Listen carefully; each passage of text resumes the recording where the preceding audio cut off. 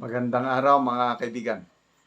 Bigyan natin ng reaksyon ngayon itong nangyari sa TRICOM hearing kanina na kung saan isang abogadong vlogger, Attorney Ricky Tumuturgo, abogado na nagtuturo daw ng batas sa isang law school. Nako, kawawa na nasupalpal ni Congressman Dante Marcoleta dahil inakusahan ng vlogger na ito si Congressman Marcoleta na nanlilin lang daw ang butihing congressman. Okay, so pakinggan natin ito. Balitaktakan nila sa House hearing kanina.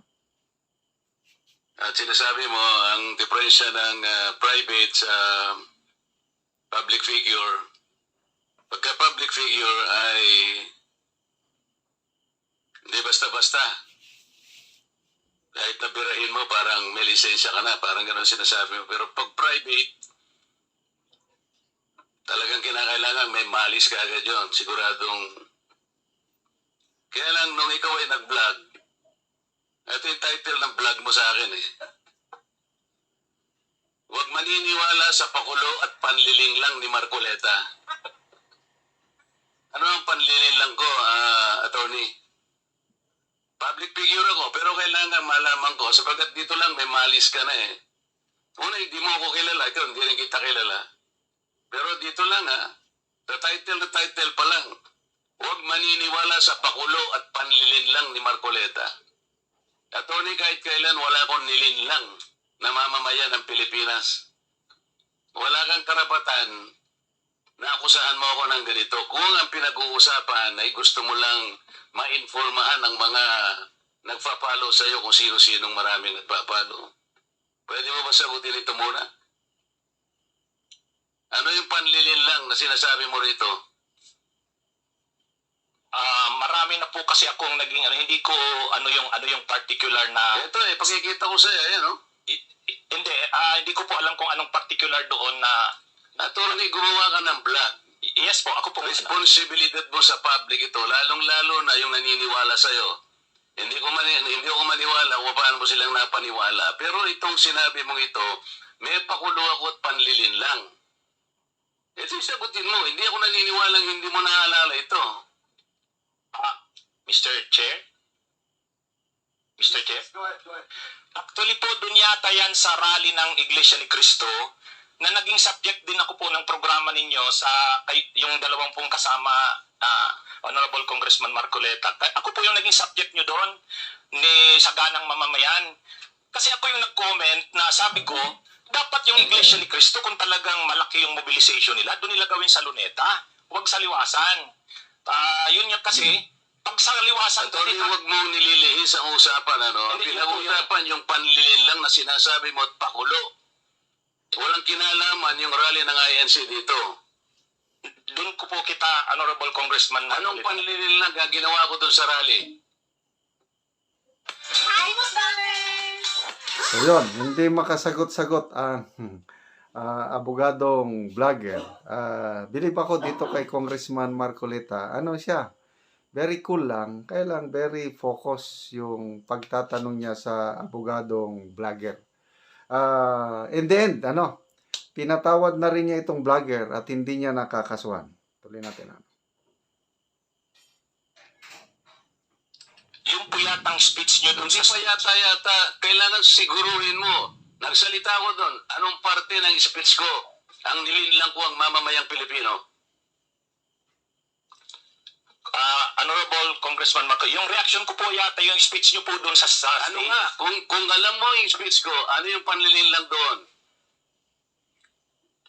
Tingnan ko po dito sa kung ano yung... Ang dami ko na po kasi naging content tungkol. Hindi ganun. Ako kapag sinabi ko, alam ko ang pinagbabasihan ko. Kahit matagal na yon, maaalala ko. Pag nilinlang ako ng isang tao, alam ko. Problema sa inyo, hindi ko nilalahat ang vloggers, Ako, hindi ko minamasama yung vlogs. Yan ay part ng ating free speech. Wow. Expression. Yan ang Yan tunay. ay ginagaranti ng ating saligang batas. Totoo naman na kapag ka public figures, hindi dapat balat sibuyas Hindi kagaya ng balat sibuyas ni Kong Barbers, alam ko yan. Pero hindi nangangahulugan. Kailangan i-establish ninyo. I-establish mo. Ikaw ay abogado pa rin, kagaya na sinasabi mo, nagtuturo ka pa sa isang reputabling institusyon. At pagkatapos, tinatanong ko lang ngayon, ikaw ang nagbablog, Basta po tungkol po talaga yung naging topic ko po kayo tungkol dun sa rally ng Ano nga yung sinabi ko sa rally na nanilang ako ng Pilipino? Wala ka man lang maisip?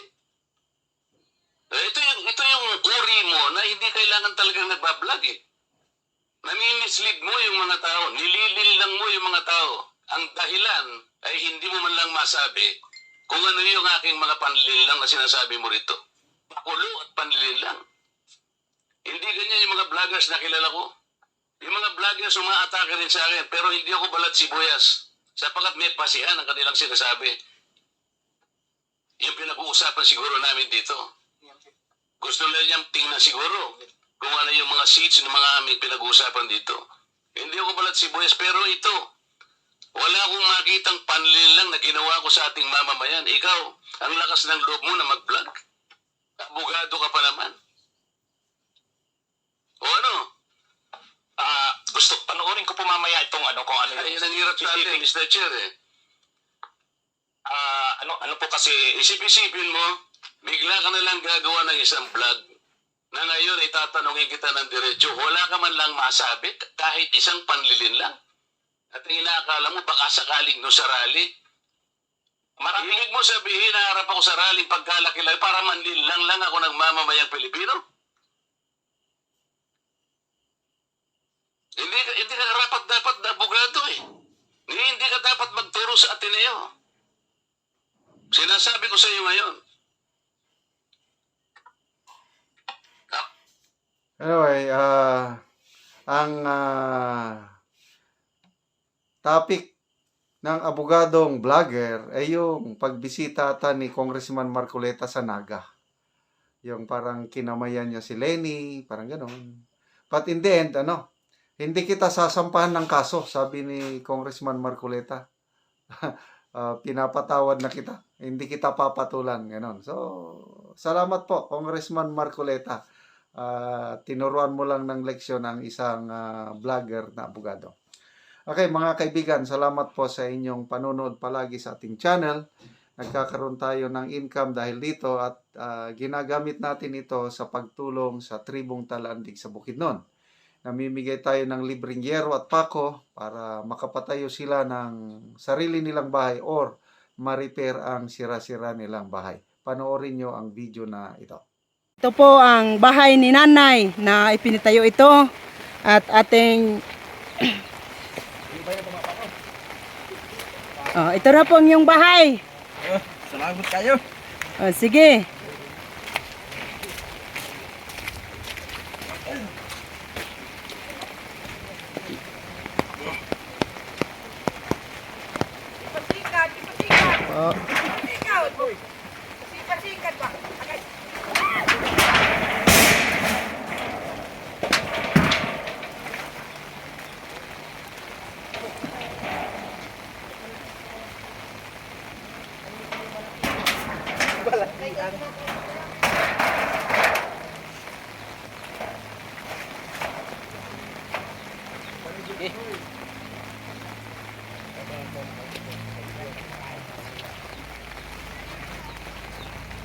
Ito po ang anak ni Nanay, ang nagkuhan po ng ngero. Siya dumadala ng ngero. Anong masasabi mo dahil sa nabigyan kayo ng ngero? Salamat sa Ginoo. Oo. Di na gid mi maulanan kay Nanay Hero. Oo.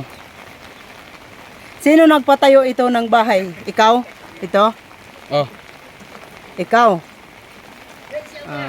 Ano ba? Kaya pa ba ni tatay na magpatayo ng bahay? Hindi na. di na. Kasi tigulang na po siya. Ikaw lang na kay. Ano ba? May pamilya ka na ba o wala pa? Wala pa. Ay, marunong ka na po nagpatayo ng bahay ninyo. Oh. Ito na po ang bahay ni tatay. Pinatayo ng kanilang anak. Dahil ito si tatay Igulang na. Kaya. Wanay kaya.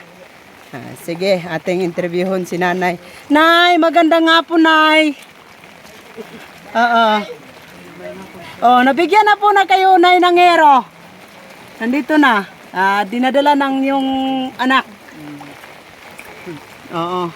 Ano po ba, Nay, ang masasabi mo dahil sa hero na binigay sa inyo? Salamat sa Ginoo. Oo. Oo. Ino ko na si Kikagi no na ilang kosin. Salamat. Ako dino ka ayat ka. Ako dino. Oo. Dito ba? Salamat. Oo. Oo. Lagi nay. Tigulang naman gyud mo nay ba nagginanglan na mo og tabang. Igulang na. Oo. Si tatay kaya po ba niya nga magbalay dili na? So ang nagkuan sa inyong balay, ang nagtukod sa inyong balay, ang imong anak ra karon. Lagi nay ba? Oo. So mo na siya ang inyong gitukod. Una. Oo. Sige nay, salamat nay. Sige. Salamat.